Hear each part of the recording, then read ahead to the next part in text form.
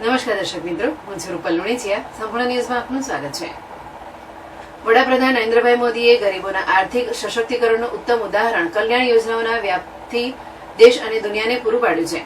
ગરીબ, યુવા, અન્નદાતા અને નારી શક્તિ આ ત્રણ સ્તંભોના વિકસિત ભારતના નિર્માણમાં મહત્વપૂર્ણ સરકારની જનકલ્યાણ યોજનાઓમાં કેન્દ્રમાં નાનામાં નાનો સામાન્ય માનવી હોય છે.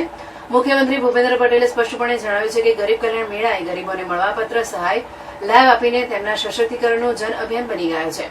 વડાપ્રધાન નરેન્દ્રભાઈ મોદીની પ્રેરણા અને દિશા દર્શનમાં ગુજરાતમાં દરિદ્ર નારાયણની સેવાના યજ્ઞ રૂપે 2009-10થી શરૂ થયેલી ગરીબ કલ્યાણ મેળાની 14મી કડીનો રાજ્યવ્યાપી પ્રારંભ મુખ્યમંત્રીએ બનાસકાંઠાના ડીસાથી કરાવ્યો હતો.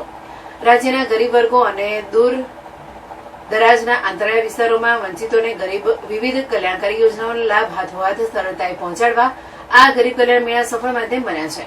મુખ્યમંત્રી ડીસા ખાતેના ગરીબ કલ્યાણ મેળામાં એક જ દિવસમાં એક જ સ્થળેથી 11,000 ઉપરાંત ગરીબ લાભાર્થીઓને ₹45 કરોડના સહાય લાભોનું વિતરણ કર્યું હતું. રાજ્યમાં 33 જિલ્લાઓમાં પણ મુખ્યમંત્રીની ઉપસ્થિતિમાં શરૂ થયેલી ગરીબ કલ્યાણ મેળાની આ 14મી શૃંખલામાં સમગ્રતયા 1,07,34 લાભાર્થીઓને કુલ 318 કરોડથી વધુની સહાયનો લાભ આપવામાં આવ્યો હતો. આ 14મા તબક્કામાં યોજાનારા ગરીબ કલ્યાણ મેળાઓ દ્વારા અંદાજે 12 લાખથી વધુ ગરીબોને ₹4,568 કરોડના લાભ અપાશે.